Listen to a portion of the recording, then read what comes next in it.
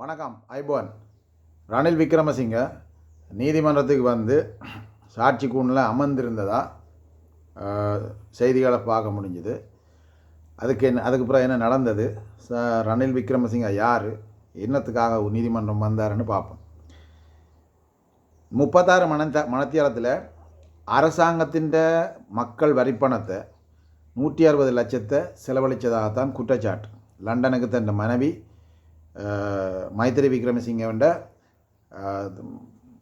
பதவி, அதாவது வந்து பட்டமளிப்பு விழாவுக்கு தனிப்பட்ட விஜயமாக போய் அரச பணத்தை செலவழித்ததான் குற்றச்சாட்டு. இந்த குற்றச்சாட்டுகளை கைது செய்யப்பட்டு விளக்கமறியல் வைக்க போய்க்கல தனக்கு இல்லாத பொல்லாத நோயெல்லாம், உலகத்தில் இல்லாத நோய் எல்லாத்தையும் சொல்லி புனையப்பட்டு கொண்டு வெளியே வந்தவர். அதாவது வந்து சாதாரண ஒரு மக்களுக்கு வந்து இந்த வழக்கில், அதாவது பொது சொத்துக்கள் வழக்கில் வந்து பணம் கிடைக்காது. ஏற்கனவே நான் ஒரு வீடியோவில் சொல்லிக்கிறேன். ஆனால் இவர் வந்து தனக்கு எல்லா நரம்புகளும், நாடி நரம்பெல்லாம் பிளாக் ஆகிட்டு ஒரே நரம்பு தான் வேலை செய்யுதுன்னு சொல்லி ஐசியூவில் போயிருந்து அங்கே புத்தகம் படிச்சுக்கொண்டு அங்கே நர்ஸ்மாரோட சிரித்து கதைச்சு கொண்டு இருந்த விஷயமும் வந்து இப்போ ஒரு பெரிய பிரச்சனையாக மாறியிருக்கு. எப்படின்னு சொன்னால், இவர் ஏற்கனவே ஒரு பொது சொத்துக்கள் பிரச்சனையில் வழக்கு போகுது. திரும்பவும் மக்கள் வந்து நீண்ட வரிசையில் வழியால் நிற்கிறாங்க ஐசியூவுக்கு போகிறதுக்கு, அவசர சிகிச்சை பிரிவுக்கு போகிறதுக்கு, மேலதிக சிகிச்சைகளை பெற்றுறதுக்கு. ஆனால் ஒரு நாட்டின் முன்னாள் ஜனாதிபதி தன் வழக்கில் தப்புவதற்காக பொய்யை சொல்லி நீதிமன்றத்துக்கு பொய்யான தகவலை கொடுத்து நீதிமன்றத்தை ஏமாற்றி அங்கே போய் ஐசியூவில் உட்காந்து புத்தகம் படிச்சிருக்கார். அப்போ அதே வந்து திலீப பீரிஸ் எடுத்து கூறியிருக்கிறார் நீதிமன்றத்தில்.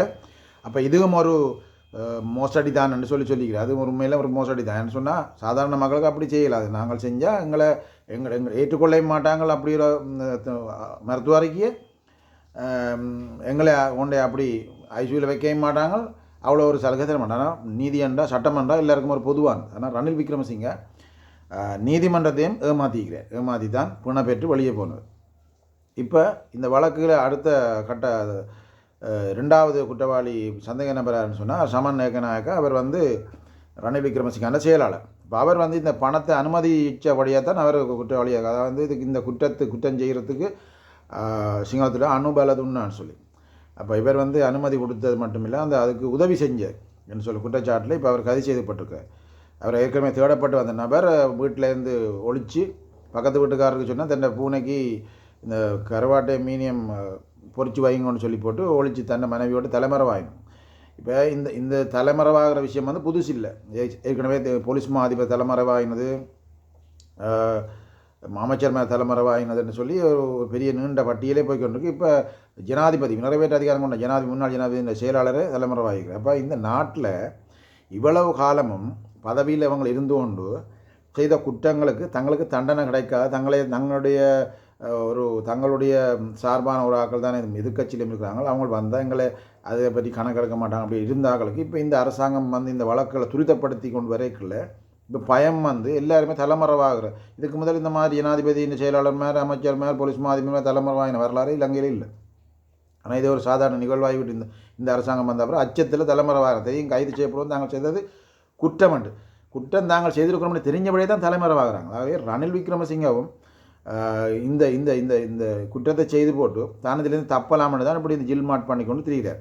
இப்போ ரணில் விக்ரமசிங்கான சட்டத்தரணி நீதிமன்றத்தில் கேட்குறேன்னு சொன்னால், நீங்கள் அந்த பல்கலைக்கழகத்தில் விசாரணை நடத்தினீங்களான்னு கேட்குறேன். இப்போ எங்களோட சட்டத்திட்டத்தின்படி, எங்களோட எம்பேசியில் உள்ள ஆக்களை தான் விசாரிக்கலும். எங்களோட எம்பேசி அதிகாரி மேலே, எங்களோட தூதுவர ஆலயங்களில் இருக்கிற ஆக்களை தான் நாங்கள் இது சம்மந்தமாக விசாரிக்கலும். இதுக்கு அனுமதி பெற்றதா, இங்கே என்ன நடந்தது, இந்த நாட்டில் ஜனாதிபதி இருந்தார், இது என்ன சம்பவம், இது தனிப்பட்ட விஜயமா அரச விஜயமானு சொல்லி அவங்கள தான் கேட்கணும்னு அவங்கள தான் நாங்கள் எல்லாத்தையும் ஆர்கனைஸ் பண்ணுறோம்.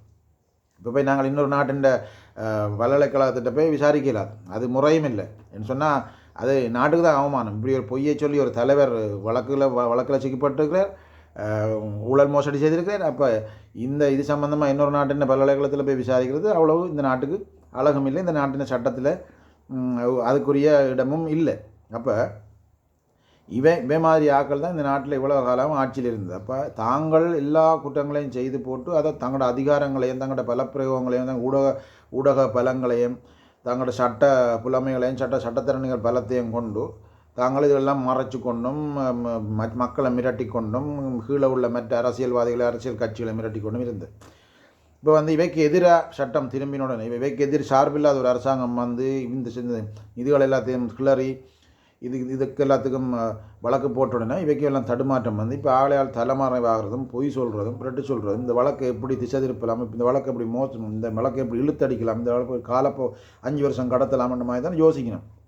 இப்போ போய் ரணில் விக்ரமசிங்க அந்த சட்டத்தரணிகள் 2 பேர் போய் சட்டமாதிபரோட காய்ச்சிக்கணும் இந்த வழக்குக்கு இந்த விசாரணைக்கு வந்து லண்டனுக்கு போன போலீஸார் வந்து சானியாபே சேர்ந்த போலீஸார் வந்து அவருக்கு இருக்கிற போலீஸார் வந்து சிஐடியினர் வந்து சட்டமாதிபர் அனுமதி பெற்றா போனவேன்னு சொல்லி கேட்டால் அந்த குழப்பத்தை அதாவது சட்டமாதிபர் திணைக்களத்துக்குள்ள ஒரு குழப்பத்தை உருவாக்கி போலீஸார் சிஐடிக்கு உள்ள ஒரு குழப்பத்தை உருவாக்கி இந்த வழக்கை இன்னும் கொஞ்சம் தங்களுக்கு சார்பாக நீதிமன்றத்தில் காட்சி இழுத்தடிச்சுன்னு போகிறது அது சரிவரையில் வைக்கும். நாங்கள் சொல்லிட்டாங்க தங்களோட அனுமதி பெற்று தான் போகணும் சார் அது தங்களுக்கு தனுவத்தன்னு சொல்லிக்கிறாங்க தங்களுக்கு தெரியுமான்னு சொல்லி அவை அதுக்குமே இவைக்கு பிசுபிசுத்து போன நிலைமையில் இன்றைக்கு இந்த நேற்று நடந்த இந்த வழக்கில் வந்து ரணில் விக்ரமசிங்கன்ற பக்கத்து ஆக்களுக்கு வந்து ஒரு சந்தோஷமான செய்தி இல்லை. அது என்ன சொன்னால் நீதிமன்றத்தில் வந்து ரணில் விக்ரம இருந்ததாகவும் அதாவது சாட்சி கூண்டில் இருந்ததாகவும் திலீப் அபீரி அரச நீதிபதி அதாவது சட்டமாதிபர் திணைக்களத்தின் சொலிசிட்டர் ஜெனரல் வந்து அதை எதிர்த்ததாகவும் நீதிபதியோட கேள்வி எழுப்பினதாகவும் வேறு யாரை உட்கார வச்சது வேறு எழும்பி இருக்க சொல்லணும்னு சொன்னதாகவும் அதுக்கு பிறகு நீதிபதியும் அதுக்கு கண்டனம் தெரிவித்ததாகவும் ரணில் விக்ரமசிங்காவுக்கு ஏன்னா எல்லா இந்த சாட்சி கூண்டில் வந்து எல்லாருக்கும் ஒரு நடமை தான் இங்கே ஒரு சம்பிரதாயம் தான் இருக்குது அதுக்கு வேறு ஒரு விசேஷ இது கொடுக்கலான்னு சொல்லி பேசியதாகும்.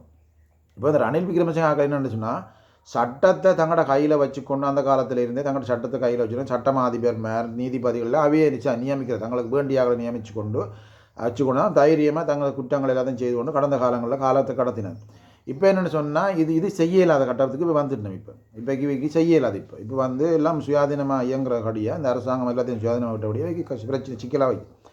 இப்போயுமே என்னென்னு சொன்னால் தாங்கள் பெரிய ஆக்கள்னு சொல்லி நீதிமன்றத்திலையும் காட்டணும் தங்களோட வெளியால் இருக்கிற அந்த பையமாருன்னு சொல்லுவாங்க அவங்களோட அந்த அவைக்கு கைதட்டுறாக்கள் அவைக்கு முட்டி தூக்கி கொண்டு போகிற ஆக்களுக்கு தான் ஒரு பெரிய ஆள் தன்னை ஒன்றும் செய்யலான்னு சொல்லி காட்டணும்னு சொல்லி தான் அவர் அந்த கதிரையை போட்டு அங்கே அமர வலிக்கிட்டு ஆனால் என்ன நடந்தது அவர் எழுப்பி விட்டாங்க. ஆகவே இந்த வழக்கில் வந்து ரணில் விக்ரமசிங்க சிக்கிறது உறுதியாகிடுது. இந்த வழக்கில் இந்த ரணில் தப்புறதுக்கான வாய்ப்பில்லை. ரணிலின் ஆதரவாளர்களும் இந்த கூடியிருக்கிற சஜித் பிரேமதாச கும்பல் எல்லாருமே இதுக்கு வந்து ஆதரவாக நிற்கிறாங்க. காரணம் வந்து இந்த அரசாங்கத்தை ஒட்டுமொத்தமாக எதிர்த்து தங்களோட ஆட்கள் வரணும் ஆட்சிக்கு யாராவது ஒரு ஆள் வரணும்னா அவங்க எதிர்பார்க்குறாங்க. ஆகவே ரணில் விக்ரமசிங்க உள்ளுக்கு போகிறதை யாருக்கும் தடுக்க இயலாது. இந்த வழக்கு வந்து நிச்சயமாக ரணிலுக்கு விரோதமாக தான் மாறும். ரணிலுக்கு சட்ட சிக்கல் இதில் இருந்து ரணில் தப்ப சிறைக்கு போகிறது உறுதி. நன்றி, வணக்கம்.